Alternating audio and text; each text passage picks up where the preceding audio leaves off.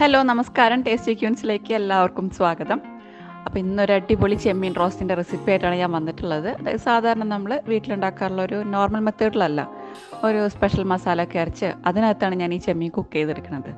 അപ്പോൾ ആ ഒരു മസാലയിൽ തന്നെയാണ് അതിൻ്റെ ഒരു ടേസ്റ്റും ഫ്ലേവറും എല്ലാം വരുന്നത്.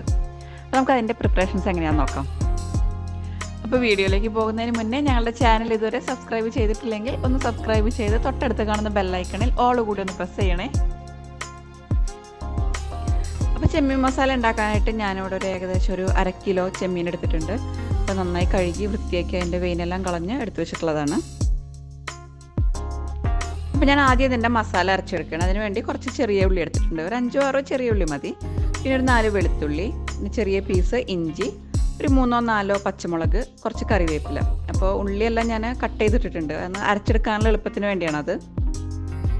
പിന്നെ അതിൻ്റെ കൂടെ നമുക്ക് കുറച്ച് മസാലപ്പൊടിയോടും ആഡ് ചെയ്തിട്ട് വേണം അരച്ചെടുക്കാനായിട്ട്. അപ്പോൾ അതിന് വേണ്ടിയിട്ട് ഞാൻ കുരുമുളക് എടുത്തിട്ടുണ്ട്. ഒരു 2 ടീസ്പൂൺ കുരുമുളക്, പിന്നെ ഒരു 1/4 ടീസ്പൂൺ പെരിഞ്ജീരകം, ഒരു 1 ടേബിൾ സ്പൂൺ കാശ്മീരി ചില്ലിയാണ്. അപ്പോൾ എരിവുള്ള മുളക് പൊടി യൂസ് ചെയ്യുകയാണെങ്കിൽ ഇതിൻ്റെ അളവ് കുറയ്ക്കുക. പിന്നെ ഒരു 1/4 ടീസ്പൂൺ മഞ്ഞൾപ്പൊടി, പിന്നെ ഒരു ചെറിയ തക്കാളി കൂടി എടുത്തിട്ടുണ്ട് ഞാൻ. അപ്പോൾ അതും ഇതിൻ്റെ കൂടെ അങ്ങ് അരച്ചെടുക്കുകയാണ്. അപ്പോൾ ഞാൻ ഇനി ഇതെല്ലാം കൂടി മിക്സിയുടെ ജാറിലോട്ടിട്ട് അങ്ങ് അരച്ചെടുക്കുകയാണ്. അപ്പം നിങ്ങളുടെ കയ്യിൽ മുഴുവൻ കുരുമുളക് ഇല്ലെങ്കിൽ പൊടി യൂസ് ചെയ്യാം. പക്ഷെ ഇങ്ങനെ അരച്ച് ചേർക്കുമ്പോൾ അതിൻ്റെ ഒരു ഫ്ലേവറും ടേസ്റ്റൊക്കെ കുറച്ച് കൂടുതലായിരിക്കും. അപ്പോൾ അതെല്ലാം ഞാൻ മിക്സിയുടെ ജാറിലേക്ക് ഇട്ടിട്ടുണ്ട് കേട്ടോ. ഇനി ഇതെല്ലാം കൂടി ഒന്ന് അരച്ചെടുക്കണം. നല്ല പേസ്റ്റ് പോലെ അരച്ചെടുക്കണം. അതൊക്കെ കണ്ടോ, മസാല നന്നായിട്ട് അരച്ചെടുത്തിട്ടുണ്ട്. ഇതുപോലെ നല്ല പേസ്റ്റ് പോലെ അരച്ചെടുക്കണം. അപ്പോൾ ഞാൻ റോസ്റ്റ് ഉണ്ടാക്കാൻ സ്റ്റാർട്ട് ചെയ്തു കേട്ടോ. ഇതിനകത്ത് ചട്ടി ചൂടായപ്പോൾ കുറച്ച് വെളിച്ചെണ്ണ ഒഴിച്ചു കൊടുത്തിട്ടുണ്ട്. വെളിച്ചെണ്ണയിൽ തന്നെയാണ് ഉണ്ടാക്കുന്നത്. അപ്പോൾ അതിലേക്ക് എണ്ണ ചൂടായി കഴിഞ്ഞപ്പോൾ കുറച്ച് പെരിഞ്ജീരകം ഇട്ട് കൊടുക്കുകയാണ്.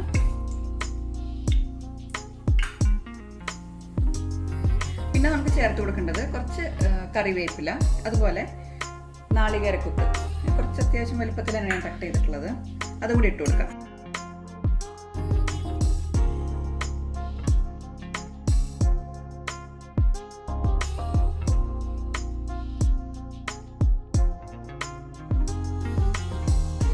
പിന്നെ അടുത്തത് ഇതിലേക്ക് ഒരു സവാള, ഒരു ചെറിയ സവാളയാണ് എടുത്തിട്ടുള്ളത്.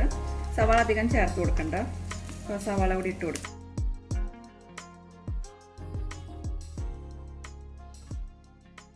പിന്നെ കുറച്ച് ഉപ്പ് ആഡ് ചെയ്ത് കൊടുക്കാം നമുക്ക്. അപ്പോൾ ആ സവാള നന്നായിട്ട് വാടി വന്നിട്ടുണ്ട്. പിന്നെ നമ്മൾ ഇതിലൊരു കാര്യം ശ്രദ്ധിക്കേണ്ടത്, നമ്മൾ ഈ നാളികേരക്കൊത്തിട്ടതിന് ശേഷം ഒരുപാട് ബ്രൗൺ കളർ ആവാൻ വെയിറ്റ് ചെയ്യരുത് കേട്ടോ. അതിന് മുന്നേ നമ്മൾ സവാള ആഡ് ചെയ്ത് കൊടുക്കണം. അല്ലെങ്കിൽ പിന്നെ ഇതൊക്കെ നന്നായിട്ട് വാടി വരുമ്പോഴേക്കും ആ നാളികേരത്തിൻ്റെ ആ ടെക്സ്ചറൊക്കെ മാറും, അതിൻ്റെ ആ ഒരു ടേസ്റ്റൊക്കെ മാറും. അപ്പോൾ ഞാനിനി നമ്മൾ നേരത്തെ അരച്ച് വെച്ച് നമുക്ക് ആ ഒരു പേസ്റ്റ് ഉണ്ടല്ലോ, അത് ഇതിൻ്റെ അകത്തോട്ട് ആഡ് ചെയ്തിട്ട് നന്നായിട്ട് വഴറ്റിയെടുക്കും. അപ്പോൾ നമ്മൾ അരച്ച് വെച്ച ആ പേസ്റ്റ് ഇതിലേക്ക് ഇട്ട് കൊടുക്കുകയാണ്. എന്നിട്ട് നന്നായിട്ട് വഴറ്റി കൊടുക്കണം.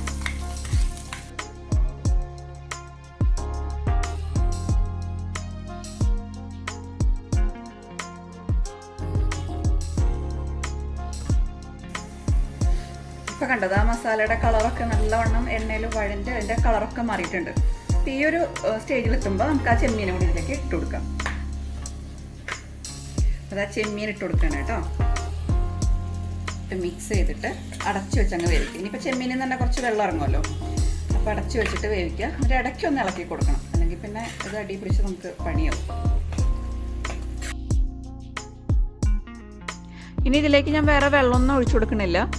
നമ്മൾ നേരത്തെ ആ മസാല അരച്ച മിക്സിയുടെ ജാറിലേക്ക് ഒരു സ്വല്പം വെള്ളം ഒഴിച്ചിട്ട് അത് ഇതിലേക്ക് ചേർത്ത് കൊടുക്കുന്നുണ്ട്.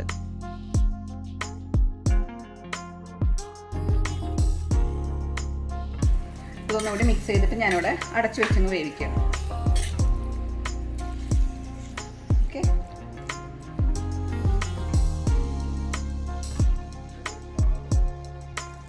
ഇതിലേക്ക് ഞാൻ ഒരു കുടംപുളി, ഒരു ചെറിയ പീസാണ് ചേർത്ത് കൊടുക്കുന്നത്. ഞാനൊരു ചെറിയ പീസ് കുടംപുളി കുതിർത്ത് വെച്ചിട്ടുണ്ടായിരുന്നു, അതുകൂടി ഇട്ട് കൊടുക്കുകയാണ്. ഇതിനകത്ത് തക്കാളിക്കൊന്നും വലിയ പുളിയില്ല, അതുകൊണ്ട് ഒരു ചെറുത് ചേർത്താൽ മതി. നമുക്ക് ഇടയ്ക്കൊന്നത് തുറന്ന് നോക്കണേ. കണ്ടോ, ഇതിനകത്ത് ആ ചെമ്മീൻ്റെ വെള്ളം എല്ലാം ഇറങ്ങി വന്നിട്ടുണ്ട്. അപ്പോൾ നമുക്കിനി ആവശ്യത്തിന് ഉപ്പിട്ട് കൊടുക്കണം.